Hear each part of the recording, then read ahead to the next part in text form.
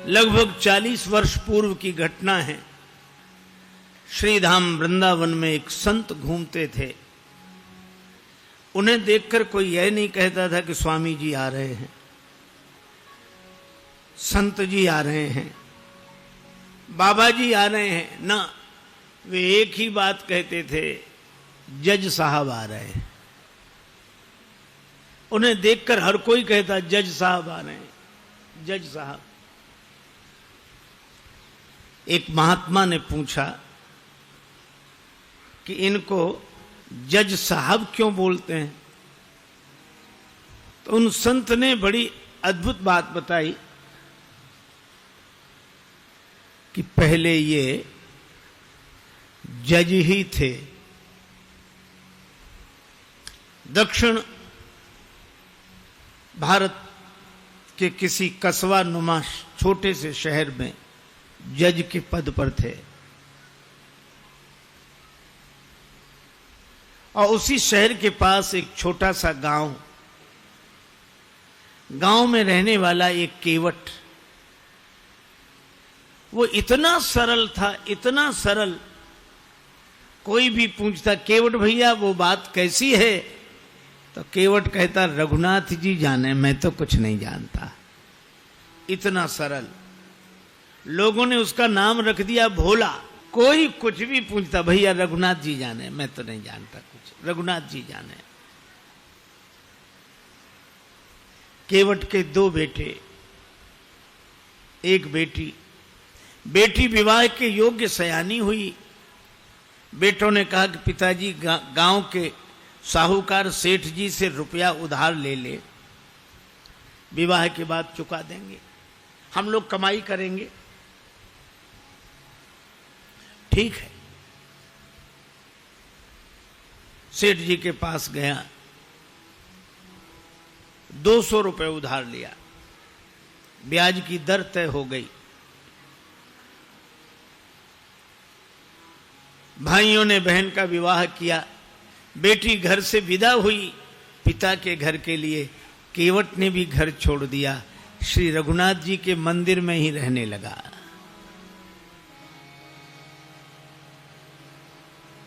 बस उसको तो रघुनाथ जी ही सब कुछ। जाऊं कहां तजी चरण तुम्हारे, जाऊं कहां तजी चरण तुम्हारे, जाऊं कहां तजी चरण तुम्हारे, जाऊं कहां तज चरण तुम्हारे। काको नाम पतित पावन जग, काको नाम पतित पावन जग, केही अति दीन प्यारे।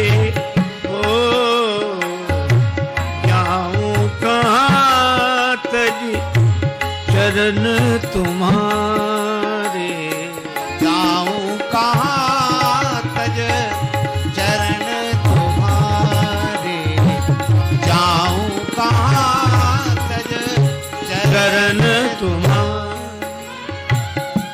मंदिर में रहता, झाड़ू लगाता, रघुनाथ जी का दर्शन करता, आनंदित रहता। बेटों ने कमाई की, पैसा केवट को लाकर दिया, पिताजी जिनसे उधार लिया है वापस करें। केवट गया, सेठ जी को रुपया वापस दिया, ब्याज दिया।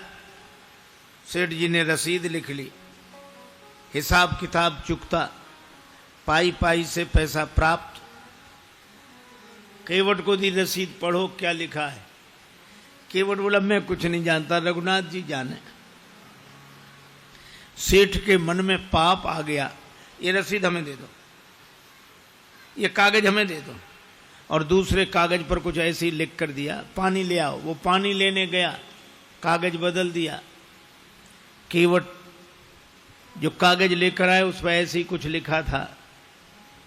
रघुनाथ जी के चरणों में रसीद समझ के कागज को रखा, फिर अपने कक्ष की अलमारी में रख दिया और प्रसन्न रहने लगा। सिर पर सीताराम फिकर फिर क्या करना, सिर पर सीताराम फिकर फिर क्या करना, क्या करना क्या करना, फिकर फिर क्या करना, क्या करना क्या करना, फिकर फिर क्या करना। सिर पर सीताराम फिकर फिर क्या करना, सिर पर सीताराम फिकर फिर क्या करना। तेरे बिगड़े बनेंगे काम फिकर फिर क्या करना, तेरे बिगड़े बनेंगे काम फिकर फिर क्या करना। पितु रघुवर श्री जानकी मैया, पितु रघुवर श्री जानकी मैया, फिर क्यों परेशान हो भैया, फिर क्यों परेशान हो भैया। कटेंगे कष्ट तमाम फिकर फिर क्या करना, तेरे कटेंगे कष्ट तमाम फिकर फिर क्या करना। सिर पर सीताराम फिकर फिर क्या करना, सिर पर सीताराम फिकर फिर क्या करना। इसी भाव में रहता केवट ने भगवान के भरोसे सब छोड़ दिया था और सेठ जी ने केवट के विरुद्ध मुकदमा कर दिया और मुकदमा इन्हीं जज साहब की अदालत में आया, इन्हीं जज साहब के।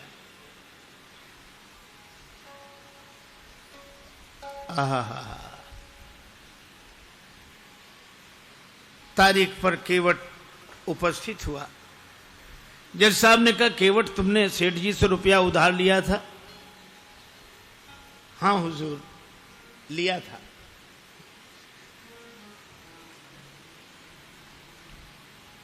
दे दिया? हाँ दिया साहब। कोई प्रमाण है? ये रसीद। जज साहब ने देखा, बोले इससे तो सिद्ध नहीं होता कि तुम रुपया दे चुके हो। केवट रोने लगा, हुजूर माई बाप हम तो इसी को सब कुछ समझे थे।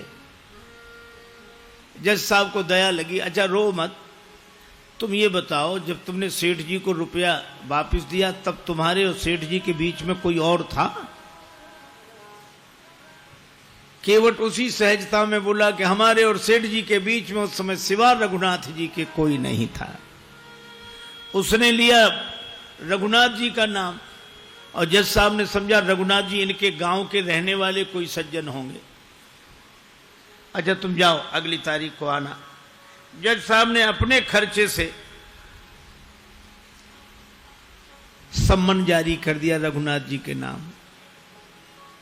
अब चपरासी पूरे गांव में घूमे, मजे की बात, रघुनाथ जी नाम का कोई आदमी नहीं था वहां। किसी ने कहा रघुनाथ जी का मंदिर जरूर है। चपरासी बोला वही बताओ। मंदिर पर गया, पुजारी जी बाहर बैठे सीताराम सीताराम सीताराम सीताराम सीताराम कर रहे थे और जो चपरासी ने देखा, पुजारी जी से बोला रघुनाथ जी का मंदिर यही है? पुजारी जी बोले हाँ। तो ले लो। अब पुजारी जी ने जो देखा कि सम्मन, मन में सोचने लगे जब भगवान ने मंगा ही लिया है तो हम वापस काहे को करें। हस्ताक्षर पुजारी जी ने कर दिए। चपरासी समझा कि यही रघुनाथ जी हैं और सम्मन रघुनाथ जी के चरणों में रखते हुए पुजारी जी ने कहा कि वाह प्रभु क्या लीला है, भक्त जो न कराएं सो थोड़ा। आपके लिए मुकुट कई बार आया, पोशाक कई बार आई, हार कई बार आए, अरे पैजनी करधनी कई बार आई होगी, लेकिन सम्मन पहली ही बार आया होगा। केवट से कहा कि तूने रघुनाथ जी का नाम क्यों लिखा दिया वहां? केवट बोला जब सब जगह रहते तो वहां भी थे, झूठा काहे को लिखा दिया। अब रघुनाथ जी जाने। हरि बिन संकट कौन निवारे, हरि बिन संकट कौन निवारे, हरि बिन संकट कौन निवारे, हरि बिन संकट साधनहीन मलिन दीन में जाऊं कहीं के द्वारे या अनाथ की लाज आज रघुनाथ जी हाथ तुम्हारे रघुनाथ जी हाथ तुम्हारे हरि बिन संकट कौन निवारे।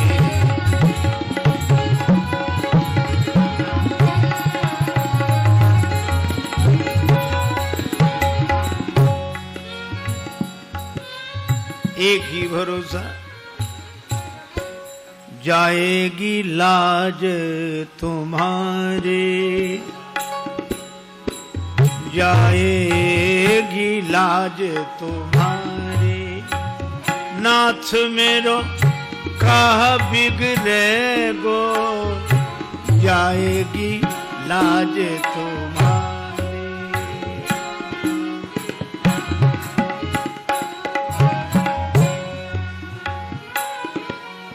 दीन दयालु सुने जब ते तब ते मन में कछु ऐसी बसी है जाऊं टेरूं कहां और जाऊं कहां बस तेरे ही नाम की फेंट कसी है।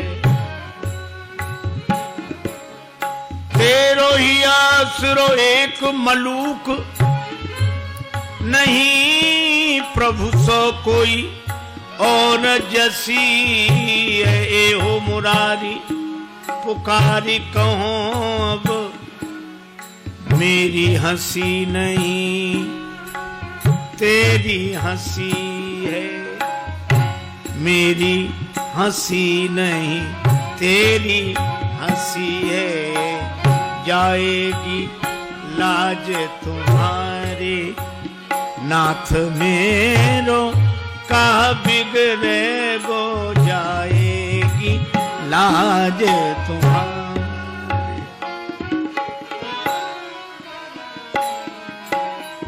वह निश्चिंत रहता है। अब राम जी जाने मंदिर में झाड़ू लगाए तो रघुनाथ जी की तरफ देखे बर्तन मांजे तो रघुनाथ जी की तरफ देखे जीवन ऐसा बस राम जी के चरणों में समर्पित। तारीख के एक दिन पहले पुजारी जी ने कहा केवट तुम जाओ अदालत में ताकि समय से पहुंच जाओ। अब रही रघुनाथ जी के मन की तो रघुनाथ जी जाने।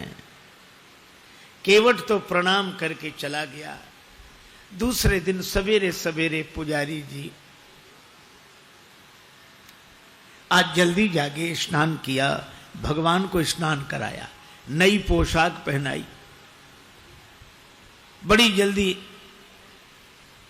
कुछ बनाकर भगवान को भोग लगाया। सोच रहे थे आज भगवान को पहली बार बाहर जाना है कपड़े अच्छे होने चाहिए कुछ खा पी के जाएंगे तो भूखे नहीं रहेंगे। लेकिन आंखों में आंसू भरकर यही कहते जाइए जरूर उसका आपके अलावा और कोई नहीं है। आंसू भरकर पुजारी जी प्रार्थना कर रहे हैं। उधर केवट पहुंचा अदालत में। जज साहब ने कहा केवट तुम्हारे गवाह कहां हैं? केवट बोला हुजूर वो तो सब जगह रहते हैं यहीं कहीं होंगे यहीं कहीं होंगे। बुलवाओ। चपरासी को आदेश हुआ। चपरासी ने कहा रघुनाथ हाजिर हैं रघुनाथ हाजिर हैं रघुनाथ हाजिर हैं रघुनाथ हाजिर हैं हाजिर हैं ऐसे 3 नारे जो लगाए हैं तो क्या देखा चाल लटपटी सी एक वृद्ध की झुकी सी देह। लड़खड़ाते हुए एक बूढ़ा आदमी लाठी टेकते हुए आ रहा है वहीं से इशारा कर रहा है कि आ रहा हूं। चाल लटपटी सी एक वृद्ध की झुकी सी देह दुपटी फटी सी शीस बांधे धर धाये हैं हाथ माह छड़ी पड़ी तुलसी की ही ये माल, माथे पर रोरी चारु चंदन चढ़ाए हैं, साहब के सामने विनीत चपरासी साथ, आज रघुनाथ जो गवाह बनी आए। साहब के सामने विनीत चपरासी साथ, आज रघुनाथ जी गवाह बने आए। केवट ने प्रणाम कर लिया। सेठ जी चौंके कि ये कौन? जज साहब ने कहा रघुनाथ जी आपका ही नाम है? जी। केवट ने रुपया वापिस कर दिया। हाँ। कोई प्रमाण है? सेठ जी ने खुद रसीद लिख ली थी। बेईमानी आ गई मन में, दी नहीं केवट को। सेठ जी को यहीं रखा जाए, इनकी बैठक में रखा हुआ रजिस्टर मंगाया जाए। उस रजिस्टर में वो रसीद अब तक सुरक्षित है। सर्वांतरयामी भगवान से क्या छिप सकता था? चपरासी को भेजा गया, रजिस्टर मंगाया गया और रसीद मिल गई। सेठ जी दंडित हुए, केवट भाई जित बरी हुआ। गवाह महाराज तो चले ही गए थे। अपने चैम्बर में जज साहब ने केवट को बुलाया। केवट एक बात पूछे। हाँ पूछिए हुजूर। ये रघुनाथ जी कहां रहते हैं? केवट ने कहा हुजूर यहां हम रहते हैं। तो तुम कहां रहते हो? कहां जा रघुनाथ जी रहते हैं। तो तुम दोनों एक ही गांव के रहने वाले हो? अरे गांव एक ही जगह के। एक ही जगह के? कौन है ये तुम्हारे गांव के? अरे सरकार, पढ़े लिखे लोगों को समझाना मुश्किल होता है। अरे ये वो हैं जिनका मंदिर है। मंदिर के पुजारी तो लग नहीं रहे थे, और मंदिर इन्होंने बनवाया हो ऐसी हैसियत नहीं दिख रही थी। केवट ने कहा हुजूर ये वही हैं जो मंदिर में बैठे हुए हैं। जय हो जय हो। मंदिर में विराजमान है ये। अब जज साहब चौंके, चपरासी को बुलाया। चपरासी कांप रहा था। हुजूर जिस आदमी ने हस्ताक्षर किए थे वो ये नहीं था। जब सारा रहस्य पता लगा तो जज साहब रोने लगे। रोते रोते बंगले पर गए। लोगों ने पूछा क्या बात है, रो क्यों रहे हो? तो उन्होंने यही कहा, शुक सारद नारद शेष गणेश, सुख सारद नारद शेष गणेश, के नहीं ध्यान में आते रहे, सोई आज विनीत अदालत में, केवटा के गवाह कहाते रहे।